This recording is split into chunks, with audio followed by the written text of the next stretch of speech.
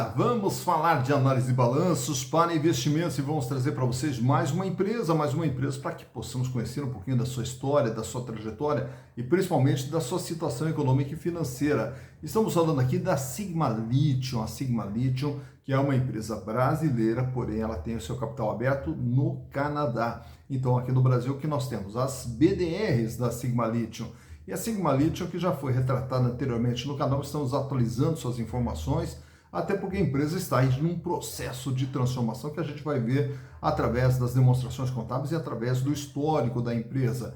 E estamos aqui atendendo a solicitação dos nossos inscritos, do meu amigo Pablo Martinez. Ô Pablo, que bom ter você conosco, uma honra poder lhe atender. Muito obrigado pela participação, muito obrigado pela sugestão. Também Fabiano Rodrigues Guimarães, lá de Itapeva, São Paulo. Fabiano que já participou dos nossos cursos, sempre está presente aqui no canal, mandando mensagens, a quem eu agradeço imensamente. A parceria de longa data aí, Fabiano. Um forte abraço para você, para sua família e muito obrigado pelo companheirismo de sempre aqui.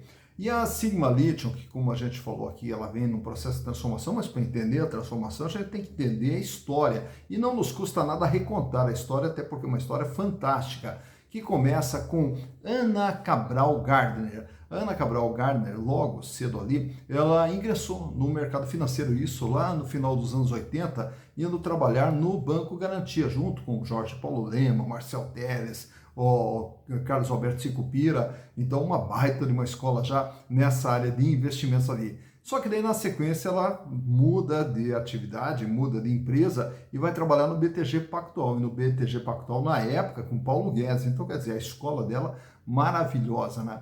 Só que daí na sequência ela querendo aprender mais, se desenvolver mais, sai do Brasil, vai para os Estados Unidos para fazer o seu mestrado e na área de economia, depois daí na sequência também o seu doutorado, e nos Estados Unidos vai trabalhar no Goldman Sachs, depois passa também por outros bancos de investimentos e acaba retornando ao Goldman Sachs, e do Goldman Sachs volta para o Brasil trabalhando por esse banco, justamente na parte de investimentos. Só que daí chega ali no ano de 2007, ela resolve seguir sua carreira solo, ali montando sua própria empresa. E aí, junto com Marcelo Paiva, ela cria a sua empresa. A A10 é uma empresa voltada também na área de investimentos para assessoria justamente na parte de fusões e aquisições de empresas.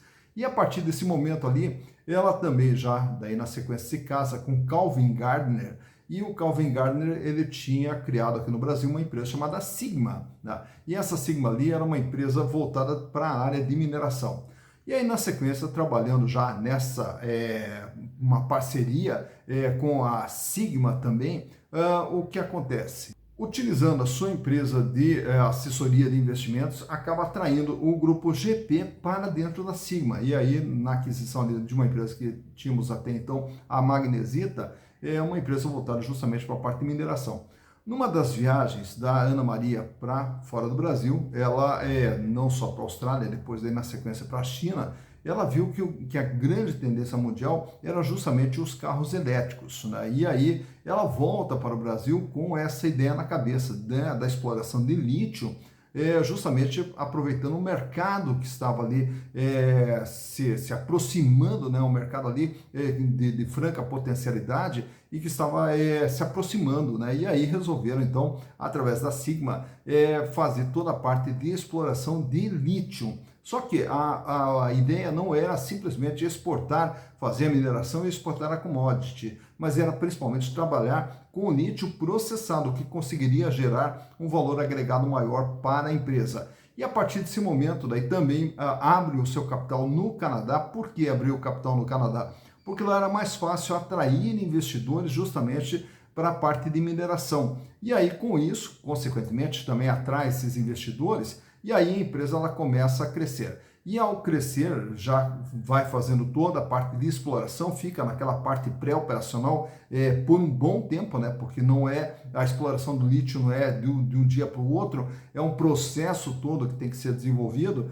E agora, mais recentemente, chega em junho, julho desse ano, começa a fazer seus primeiros embarques de lítio para fora do Brasil, fazendo uma exportação já para a China. E aí também, na sequência, já tem também uma parceria com a LG, justamente para fornecer o lítio para a produção de baterias para os carros elétricos. E hoje a ideia da Sigma não é, como eu já falei, não é apenas fazer a exploração e vender a commodity, mas fazer toda a parte também de processo de refino do lítio para poder gerar um valor agregado cada vez maior. E a Sigma Lítio tem aqui no Brasil hoje as suas BDRs sendo negociadas aqui na B3, onde uma ação da Sigma equivale a 3 BDRs. Então, o que nós temos hoje são as BDRs da Sigma. Mas, para que possamos entender o que é a Sigma através dos seus números, trouxe para vocês aqui os balanços de 2020, 21, 22 e o balanço agora do terceiro trimestre do ano de 2023.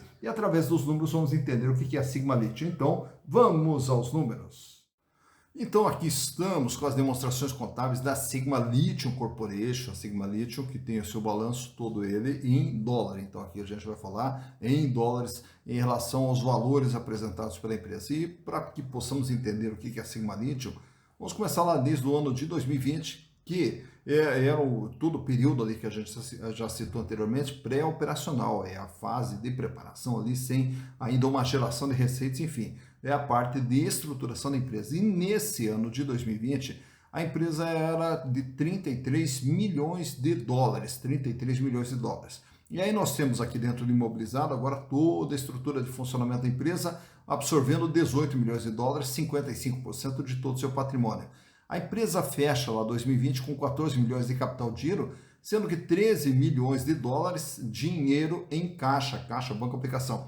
Nessa época a empresa não tem nada de contas a receber, não tem nada de estoque, até porque ainda está na sua fase pré-operacional. Ao entrar 2021, a empresa agora já é de 195 milhões de dólares. E desses 195 milhões de dólares, o que nós temos? Um aumento aqui de capital de giro, que agora é de 155 milhões, e o caixa agora reforçado com 154 milhões de dólares.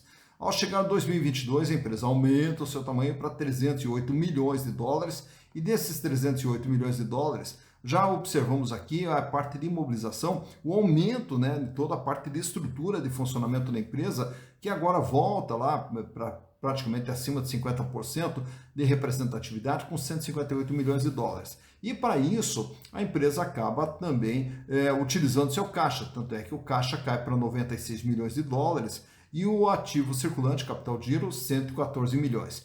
9 meses depois, agora em setembro, a empresa já é de 455 milhões de dólares, mais investimentos aqui na parte de imobilizações, e o capital de giro pula para 153 milhões, apesar da queda do volume de dinheiro em caixa, que agora é de 38 milhões de dólares, sendo que 77 milhões é quanto agora ela já tem de contas a receber, de vendas realizadas, e já começa a formar um estoque de 21 milhões e 800 mil dólares.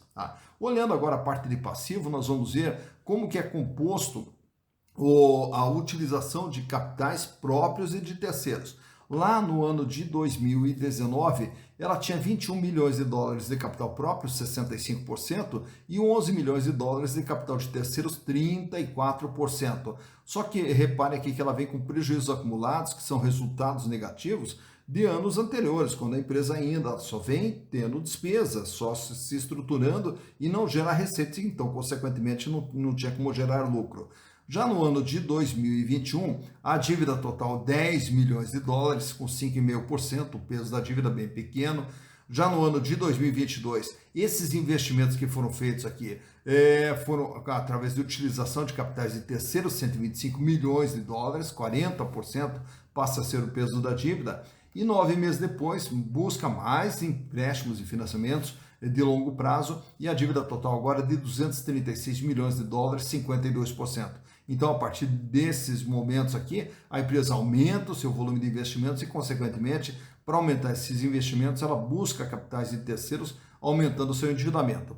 Olhando agora os resultados produzidos pela empresa, ao pegarmos a DRE, demonstração de resultados do exercício, vamos observar lá que no ano de 2020 a empresa não gerou absolutamente nada de venda. O que ela tinha? Apenas uma despesa operacional de 1,5 milhão de dólares e, consequentemente, fecha com prejuízo de 1.548.000. Em 2021, a mesma situação, não gera receitas e só tem a sua despesa de operação, 32 milhões de dólares. fazendo com que o prejuízo fechasse em 34 milhões de dólares em 2021. No ano de 2022, continua sem geração de receitas e toda a sua despesa de funcionamento, 134 milhões de dólares, 127 milhões, o prejuízo total da empresa. E agora, 9 meses depois, a empresa até que enfim começa agora a gerar receitas através da venda dos seus produtos, né, que é justamente o lítio já processado, os primeiros embarques, resultando aqui no faturamento de 129 milhões de dólares. A partir desse momento já passa a ter um custo de exploração e um custo também de processamento do lítio, e aí ela já tem um lucro bruto de 82 milhões de dólares. A sua despesa de funcionamento, 14 milhões de dólares, sobrando aqui um lucro da operação da empresa como todo, 68 milhões. Tem uma despesa financeira de 12.440, sobra aqui um lucro antes dos impostos, 56 milhões, os impostos incidentes sobre o lucro, fechando com um lucro líquido de 48 milhões e 900 mil dólares, nesse primeiro processo aqui a partir de junho e julho do seu faturamento. E, consequentemente, a partir de agora, ela já passa a ter as suas margens, 37,6%. Olhando aqui, não vou trazer em gráfico, mas vou trazer os números para vocês entenderem aqui a situação financeira da empresa, onde ela tem uma liquidez geral, que é a capacidade de pagamento das dívidas de curto, médio e longo prazo, que sai com 1,24, vai para 14,43, cai para 91 centavos e agora cai para 66 centavos. Quer dizer, se ela tivesse que pagar todas as suas dívidas, para cada R$1 de dívida, ela tinha à disposição, através do seu capital de giro e valores a receber de longo prazo, apenas 66 centavos. Olhando a liquidez corrente, nós vamos ter o quê? A capacidade de pagamento no dia a dia, no curto prazo, que sai com R$ 2,03, aumenta para R$ 33,39 e depois aí, com a utilização dos recursos para investimentos dentro da atividade produtiva, essa liquidez cai para 3,06 e agora fecha com 1,54. Para cada R$1 de dívida que ela tem que pagar no dia a dia, ela tem R$1,54. Quer dizer, tem recursos para fazer frente ao seu endividamento sem problema nenhum. Trabalha até com uma certa folga financeira. Já o endividamento, que é o tamanho e o comportamento da dívida, sai com 34,4, cai para 5,5, sobe para 40,7 e 51,9. Então fica difícil também aqui a gente estabelecer aqui um padrão, até porque nós estamos trabalhando com uma empresa antes da operação e uma empresa depois da operação. A partir de agora é que a gente vai conseguir desenvolver um padrão. Tanto é que a margem líquida não tinha. A margem líquida o que é? É o lucro sobre a tua receita. Como a empresa não tinha receita, não tinha margem líquida nos 3 primeiros anos, tendo agora, a partir de 2023, uma margem líquida de 37,6%. Consequentemente, os demais indicadores aqui de rentabilidade eram todos negativos. Por quê? Porque a empresa não gerava receita e, consequentemente, não gerava resultados. E a partir de agora é que começa a gerar aqui uma rentabilidade do ativo de 10,75%, uma rentabilidade para o acionista de 22,37%. Mas, como eu disse para vocês, a partir de agora é que a gente vai começar a ter um padrão, né, a estabelecer um padrão do quais os números que essa empresa vai produzir. Também não vou trazer para vocês aqui os demais indicadores relacionados às ações, porque todos esses indicadores aqui, eles vão depender em relação preço/lucro, lucro por ação, rentabilidade da ação, dividendos. Isso aí só vai ocorrer a partir do momento que a empresa se consolidar como uma geradora de resultados, né? Então, mas o que eu vou trazer para vocês, só para termos aqui uma ideia, como que vem se comportando o valor das BDRs da Sigma Lithium ao longo desse período. Onde nós temos aqui as BDRs, né, desde o momento que as BDRs começaram a ser negociadas aqui no Brasil. Então você vai observar que ela não tem aqui um grande volume de negociação, tanto é que o gráfico ele mantém ali praticamente linhas quase que retas, né, devido a pouca negociação ainda no papel dessa empresa. Mas enfim, a BDR, quando ela é lançada aqui no Brasil, ela é lançada na faixa de R$ 62,00. E a partir então ela tem ali uma tendência de queda ali, até chegar ali a R$ 53,00 uma BDR, daí ela dá uma subidinha, volta a cair, atinge seu ponto menor, com R$ 35,58, aí na sequência sobe. Então é uma BDR que ainda não tem também aqui um grande histórico aqui de movimentação. Por quê? A gente só vai ver esse histórico de movimentação quando a empresa começar a gerar mais resultados e também quando esse papel ele atrair mais atenção e aí começar a ter um volume de negociações maior em relação a esse papel. Mas enfim, ele culmina aqui fechando no último dia 15 de dezembro, quando da captura das informações para a gravação desse vídeo, com o seu valor na faixa de R$ 45,59. Então, por aqui você vê quando que a BDR da Sigma Lithium teve seu maior valor, quando que teve seu menor valor e como que vem se comportando o valor das BDRs da Sigma Lithium Corporation. Tá, então, mais uma empresa analisada, a Sigma Lithium SA, e aí vimos o balanço naturalmente todo em dólar, até porque a publicação do balanço não é feita no Brasil, a publicação do balanço é feita fora do Brasil, apesar da operação ser aqui dentro do Brasil, no Vale do Jequitinhonha, em Minas Gerais, mas todos os números da empresa são em dólar, e aí naturalmente que nós não temos também o balanço lá na CVM, esse balanço daí ele tem que ser prospectado, inclusive nós tiramos esse balanço lá do site Investing, que é um site também voltado para a área de investimentos, onde conseguimos buscar essas informações para poder repassar aqui para vocês. E aí, naturalmente, agora, transformando esse balanço aqui numa planilha, que a gente consegue fazer todo o processo de análise. E essa planilha que nós utilizamos aqui, inclusive, se você quiser aprender e ter também essa planilha, acesse também os nossos cursos lá na plataforma Hotmart, curso de análise, balanço e o curso de valuation, onde nós teremos aí todo o embasamento, como que nós fazemos todo esse processo de análise e como que você pode fazer o processo de análise para entender melhor a situação de cada empresa na hora de fazer seus investimentos. Afinal de contas, investimento se faz de forma consciente, de forma segura, então para isso há que se ter as informações, para isso há que se ter análise, e de uma forma rápida, simples, descomplicada e com custo baixinho, você também pode aprender a fazer análise de balanços, e será um prazer ter vocês também conosco lá na plataforma Hotmart. Dito isso, bons investimentos para vocês!